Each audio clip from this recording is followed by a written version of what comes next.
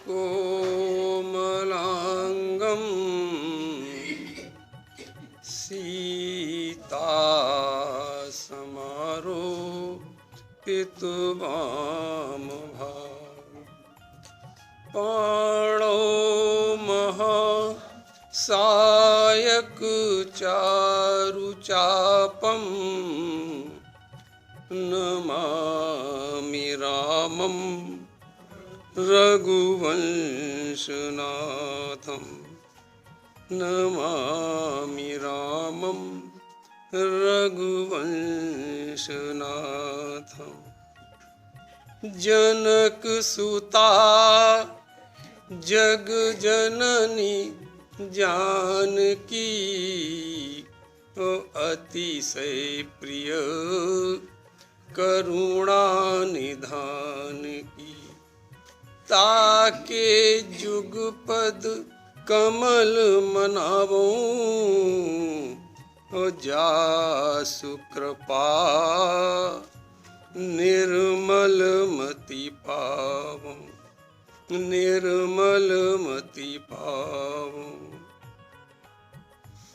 कुंद इंदु समदेह उमा रमन करुणा अयन जाहि दीन पर नेह करहु कृपा मर्दन मयन करहु कृपा मर्दन मयन मर्दन मयन। जय जय जय हनुमान गुसाई कृपा करहु गुरुदेव की नाई गुरुदेव की नाई। भज गोविंदम भजो रे भाई गोविंदम भज गोविंदम भजो रे भाई भज गोविंदम भजो रे भाई गोविंदम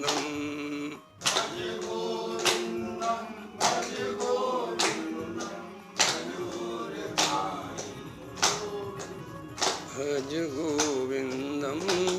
गोविंदम भजो रे भाई गोविंदम।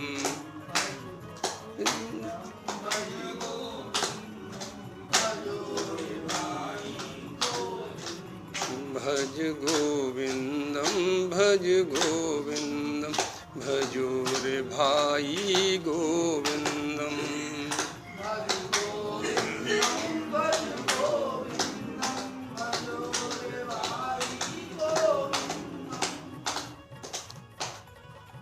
रामचरितमानस के बालकांड के मंगलाचरण में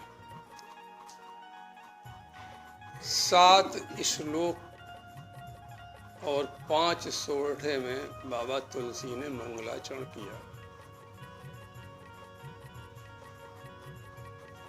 5 सोरठे लिखे, उसमें पहला सोरठा गणेश जी का वंदन किया। गणेश जी आदि देवता हैं, विघ्न हरण करता है, इसलिए सोरठा लिखने से पहले प्रत्यक्ष रूप में तो गणेश जी की वंदना की, लेकिन अप्रत्यक्ष रूप से राम जी की वंदना हुई है। जो सुमिरत सिद्धि होई गणनायक करिवर वदन करहु अनुग्रह सोई बुद्धि राशि शुभ गुण सदन। तुलसी बाबा कहते हैं, गणेश जी आपके स्मरण मात्र से ही सिद्धियां प्राप्त हो जाती हैं, कार्य सिद्ध हो जाता है। आप गणों के स्वामी हैं। ये गणों के स्वामी माता पार्वती ने इनको बनाया। तो आप गणों के स्वामी हैं, श्रेष्ठ हाथी के मुख वाले हैं। ऐसे गणेश जी हमारे ऊपर अनुग्रह करें। आप बुद्धि देते हैं, आप हमें बुद्धि दे, हमारे पर कृपा करें, जिससे ये रामचरितमानस का लेखन कार्य निर्विघ्न हो सके। ऐसे गणेश जी की वंदना बाबा तुलसी ने सर्वप्रथम की। दूसरे सोरठा में मूक होई बाचाल पंगु चढ़ई गिरिवर गहन, जासु कृपा सुदयाल द्रवउ सकल कलिमल दहन। जिन राम जी की कृपा से गूंगा वाचाल हो जाता है, बोलने की शक्ति प्राप्त हो जाती है, पंगु लंगड़ा व्यक्ति पहाड़ को लांघ जाता है। जिन राम जी की कृपा से कली का मल नष्ट हो जाता है, ऐसे राम जी हमारे ऊपर कृपा करें। ये तो साधारण भाव हुआ, लेकिन विशेष भाव आप सुने। तुलसी बाबा कहते हैं, प्रभु हम रामचरितमानस लिखने में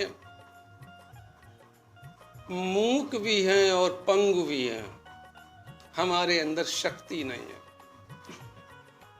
कि हम रामचरितमानस लिख सकें और बोल सकें।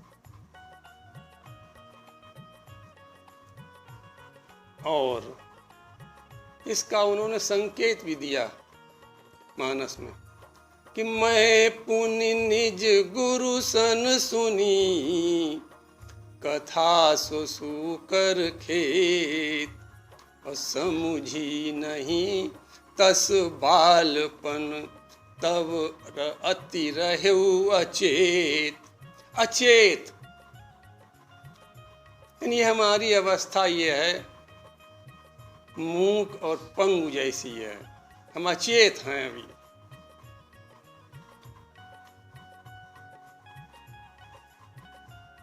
और भी अन्यत्र कहा कि करन चाहूं रघुपति गुण गाहा, और लघुमति मोरी चरित अवगाहा।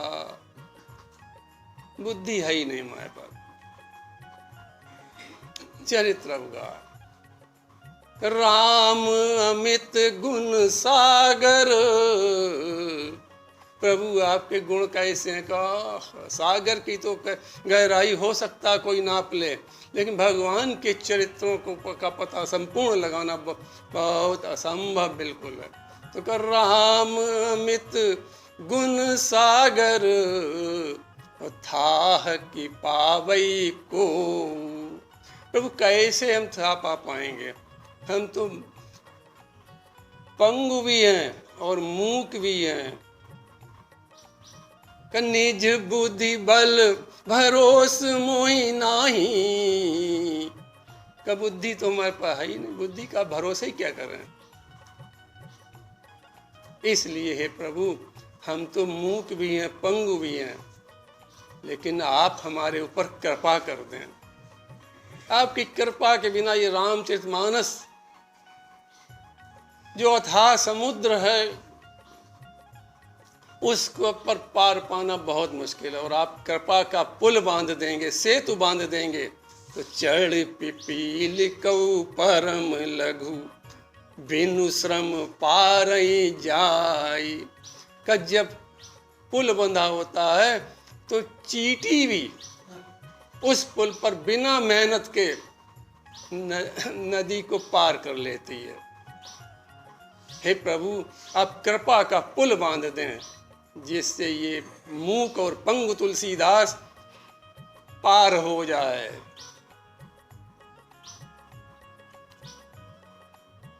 देखो, गूंगा व्यक्ति जब ही बोल सकता है जब सरस्वती की कृपा हो, और हम लोगों पर भी है कि हमारे अंदर बोलने की शक्ति जब ही होगी जब सरस्वती जी की कृपा होगी। और सरस्वती जी की कृपा कब होगी? जब राम जी चाहेंगे तब। जय ही पर कृपा करई जन जानी, भगवान जी राम जी जब कृपा करते हैं, कवि उर अजिर न चावही बानी, तब उस कवि के जी पर सरस्वती जी जाती हैं। तो इसलिए राम जी की कृपा के बिना सरस्वती जी बोलने की शक्ति नहीं देती हैं, तो राम जी की कृपा से सरस्वती जी बोलने की शक्ति देती हैं। जब देवताओं ने सरस्वती माता को बुलाया, जब कि माँ बहुत बड़ा कष्ट आ गया हमारे ऊपर कि राम तो का राज्याभिषेक होने जा रहा, तो पहले तो सरस्वती ने मना कर दिया।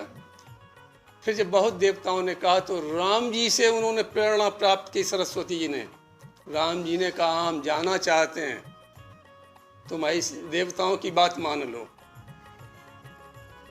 तब सरस्वती जी अयोध्या आई हैं और उन्होंने पात्र ढूंढा, मंथरा पात्र मिल गई, उसकी जीभ पर बैठ गई। तो बिना राम जी की इच्छा से सरस्वती जी कुछ नहीं करती हैं। और पंगु राम जी की ही कृपा से पहाड़ को लांघ सकता है। देखो, मूक और पंगु ये पूर्व जन्म के कर्मों का फल है, बुरा नहीं मानना, पूर्व जन्मों के कर्मों का, संस्कारों का फल है ये।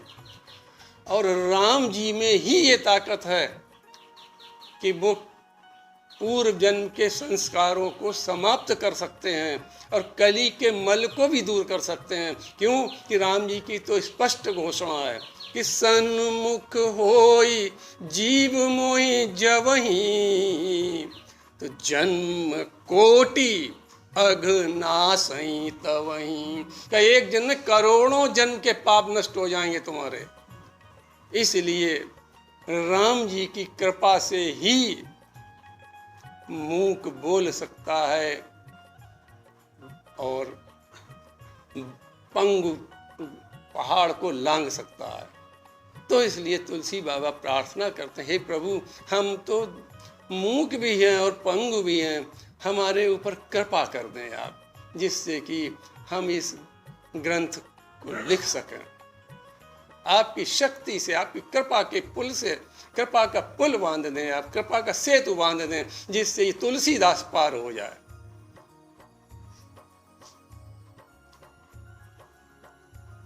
मूक कई प्रकार के होते हैं। शब्द मूक, संत ज्ञानेश्वर महाराज ने भैंसे का, भैंसा जो है तो मूक प्राणी है, लेकिन शब्द मूक प्राणी है ना, तो इसलिए उसको संत ज्ञानेश्वर महाराज ने वेद पढ़वा दिया। अपनी साधना, राम जी की कृपा, राम जी की कृपा थी संत ज्ञानेश्वर महाराज पर, तो शब्द मूक। दूसरा है अज्ञान मूक। अज्ञान मूक में प्रहलाद जी हैं, ध्रुव जी हैं। ध्रुव जी कुछ नहीं जानते हैं, लेकिन भगवान ने जैसे शंख गाल पर छुआया तो बहुत सुंदर स्तुति करने लगे। अज्ञान मूक। धर्म मूक, इसमें दत्तात्रेय जी, जड़ भरत जी आते हैं। धर्म के प्रत्येक क्षेत्र में पारंगत हैं, लेकिन मूक हो गए, शांत हो गए, बिल्कुल कुछ बोलते ही नहीं थे।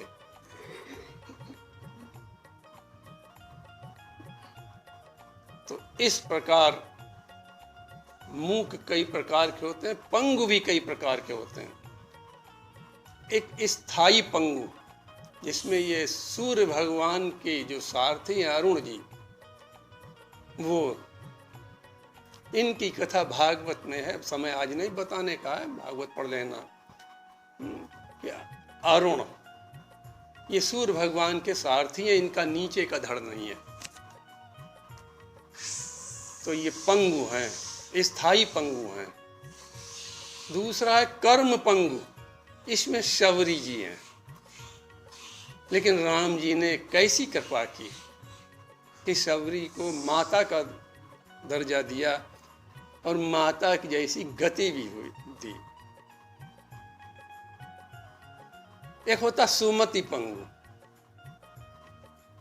और आप देखें राम जी की कृपा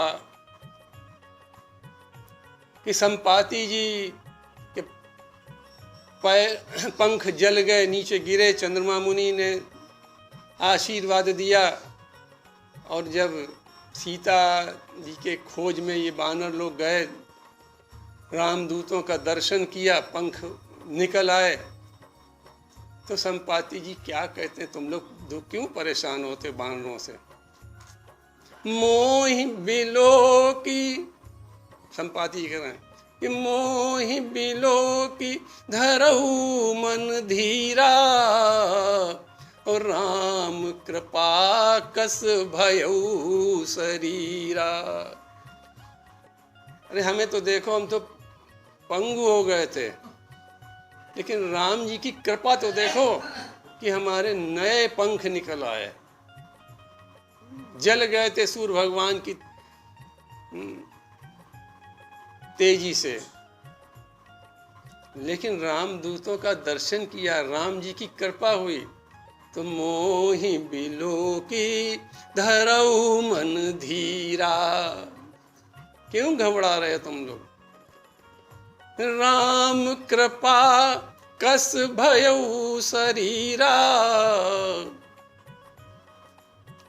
तो इस प्रकार तुलसी बाबा कहते हैं, हे प्रभु, इस मूक और इस पंगु पर कृपा कर दें। तीसरे सोरठे में क्षीरसाई महाविष्णु की वंदना की तुलसी बाबा ने। देखो, जो त्रिदेव हैं ब्रह्मा विष्णु महेश, इनसे ये क्षीरसाई विष्णु अलग हैं। यही नारायण अवतार है और यही महाविष्णु हैं। इन्हीं ने ही राम के रूप में अवतार लिया। ये क्षीरसाई विष्णु जिनको कहते हैं, यही महाविष्णु हैं। ये ब्रह्मा विष्णु महेश ये अलग हैं इनसे, ये तो अंश हैं इनके महाविष्णु के। तो क्षीरसाई विष्णु जो महाविष्णु है, जिन्होंने राम जी के रूप में अवतरित हुए, उनकी वंदना आप तुलसी बाबा करते हैं कि नील सरोरु श्याम और तरुण अरुण बारिज नयन, करहु सुममुर धाम, सदा क्षीर सागर शयन। हे प्रभु, आपका शरीर नीले कमल के समान सुशोभित हो रहा है। आप श्याम वर्ण के हैं और आपकी नेत्र खिले हुए कमल के समान सुंदर हैं।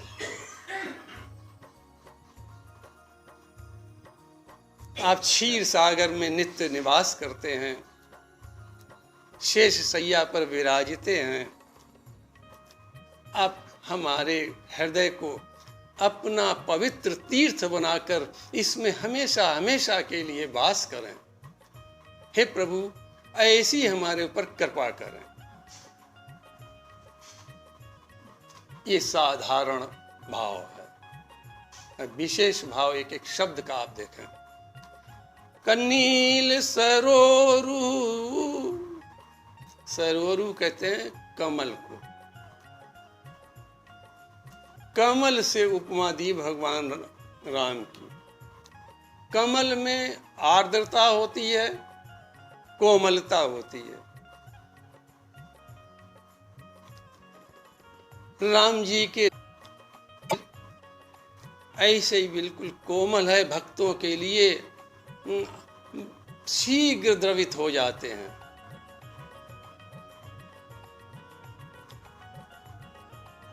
और अब देखें कि जिस समय वनवास हुआ तो तमसा नदी पर जब पहुंचे तो सारे लोग सो गए। राम जी ने सुमंत्री से कहा कि इनके जागने से पहले ही रथ ले चलो। लेकिन राम जी दुखी बहुत हैं। रथ ले जाने के लिए तो कहते हैं, लेकिन दुखी बहुत हैं। तुलसी बाबा वर्णन कर रहे हैं उसका कि करुणामय रघुनाथ गोसाई। कैसा प्रभु का स्वभाव कोमल है कि करुणामय रघुनाथ गोसाई, और बेगी पाई पीर पराई। बहुत दुखी है कि ये जब बेचारे जागेंगे तो बड़े दुखी होंगे। लेकिन क्या करें, लीला करने के लिए आए हैं, लीला में साथ ले नहीं जा सकते हैं, क्योंकि फिर लीला नहीं हो पाएगी। इसलिए उस विवशता में उनको सोते हुए छोड़कर जाना पड़ रहा है, लेकिन बहुत दुखी हैं। तो बाबा तुलसी कहते करुणामय, कैसे कि करुणामय, करुणा के सागर हैं राम जी। जा तो रहे हैं लेकिन बहुत दुखी हैं, बहुत दुखी हैं।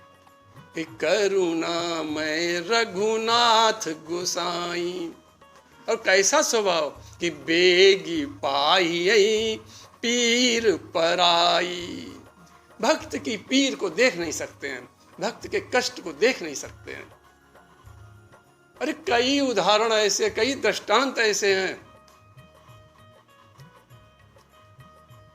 कि भगवान के सामने भोजन आया और भगवान भोजन छोड़कर नंगे पांव भाग चले। अब देखें, कई दृष्टांत ऐसे हैं कि नंगे पैर भाग चले। गरुड़ का भी आश्रय नहीं लिया कि गरुड़ को आने में देर लगेगी, तब तक तो भक्त की लाज चली जाएगी, भक्त दुखी हो जाए। अरे इसमें तो द्रौपदी का सबसे बड़ा उदाहरण दृष्टांत है। गज और ग्रह का आप देखें, गज और ग्रह के युद्ध में भगवान ने कोई देरी नहीं की और गरुड़ को भी छोड़ दिया, नंगे पैर भागे वहां से। तो इसलिए बाबा तुलसी कहते हैं कि कैसा क्या उपमा देते हैं भगवान की करुणा की। कन्नील सरोरू, कमल के समान आपके अंदर कोमलता है। का श्याम का मतलब है एक रंग, एक रस। भक्त के लिए आप एक रस हमेशा रहते हैं। ऐसा नहीं कोई करोड़पति भक्त तो उसके लिए दूसरे बन जाएं, और कोई निर्धन व्यक्ति है तो भक्त है तो उसके लिए दूसरा।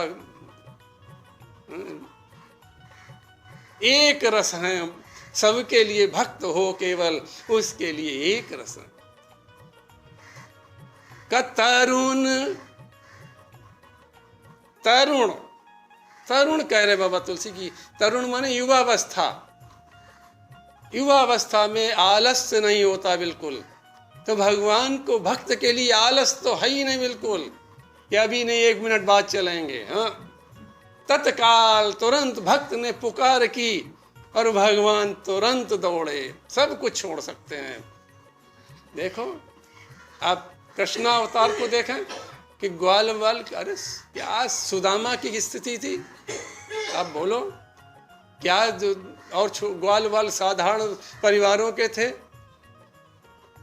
लेकिन माता यशोदा की बात नहीं सुनते थे, उन ग्वाल वालों की बात सुनते थे।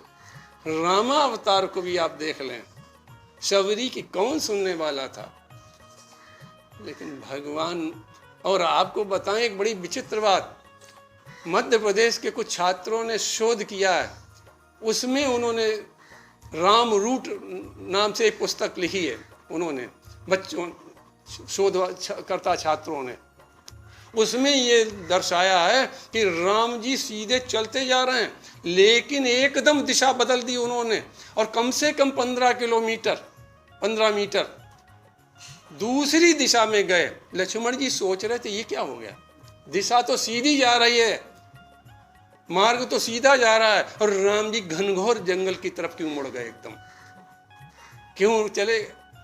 क्योंकि उसी जंगल में मतंग जी का आश्रम था, जहां शबरी माता प्रतीक्षा में बैठी थी। ये राम जी की आप देखें भक्त वत्सलता है, ये आलस्य नहीं है भक्त के लिए। इतना रूट बदल कर राम जी उस घने जंगल में गए और माता शबरी को दर्शन दिया। अगर सीधे चले गए होते तो शबरी जी का आश्रम छूट जाता, रास्ते में पढ़ते ही नहीं बिल्कुल, कभी पुस्तक मिल जाए पढ़ लेना उसमें। तो का तरुण नील सरोरु श्याम, तरुण फिर अरुण बारिज नयन, का आंखों के नीचे कुछ लालिमा है, वो प्रभु की सुंदरता बढ़ाने के लिए भी है। प्रभु उस हल्की लालिमा से, कमल में आप देखेंगे किनारे पर हल्की लालिमा होती है, ऐसे राम जी के नेत्र बड़े बड़े नुकीले कमल की तरह से, और उनमें नीचे हल्की लालिमा है, वो राम जी के नेत्रों की सुंदरता को बढ़ा रही है। और एक कारण और है, भक्त के दुख हैं,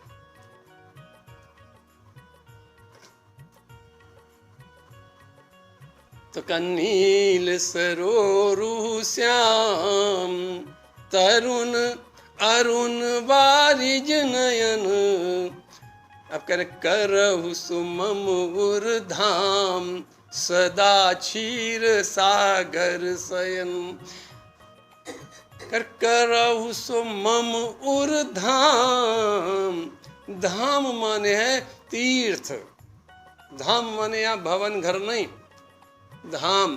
करे हे प्रभु हमारे हृदय को, आप तो प्रभु तीर्थों में वास करते हैं। बाबा तुलसी कहते हैं कि हे प्रभु आपका वास तो तीर्थों में है। भाई ईश्वर का वास तीर्थ में है ही, ईश्वर का वास तीर्थ में ही है, निश्चित कहीं न मिले तीर्थ में मिलेगा, तभी तो तीर्थ कहलाया वो। तो कहा कि प्रभु हमारे हृदय को आप पवित्र तीर्थ बना लें, जिससे कि आप हमेशा हमेशा, क्यों तीर्थ में हमेशा आप रहते हैं, हमेशा आपका वास है, इसलिए इस धाम को, हमारे हृदय को पवित्र धाम, पवित्र तीर्थ बनाकर इसमें हमेशा हमेशा विराजें। ऐसा बाबा तुलसी का भाव, सुंदर भाव एक एक शब्द का है, इसलिए उन्होंने इस रूप में भगवान राम की वंदना की कि नील सरोरु श्याम, तरुण अरुण बारिज नयन, करहु सुमम उर धाम, सदा क्षीर सागर शयन। इसी स्वरूप में मनु जी ने भी दर्शन किया। नील सरोरु नीलमणि, नील नीरधर श्याम, तन लाजत शोभा निरख, कोटि कोटि सत काम। इसी स्वरूप में, बिल्कुल उसी स्वरूप में तुलसी बाबा अपने हृदय में, अपने पवित्र हृदय को धाम बनाकर, पवित्र तीर्थ बनाकर हमेशा हमेशा के लिए प्रभु श्री राम को बैठाना चाहते हैं। ऐसी कृपा कर रहे हैं उनसे, प्रभु निवास करें हमारे हृदय में।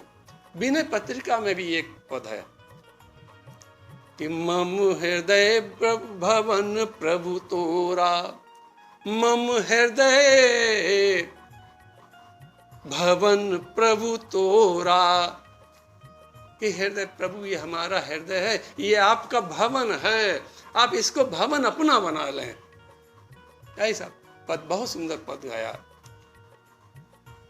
तो तीसरे सोरठे में इस प्रकार बाबा तुलसी राम जी को अपने हृदय में सदा सदा के लिए विराजमान करने की प्रार्थना करते हैं।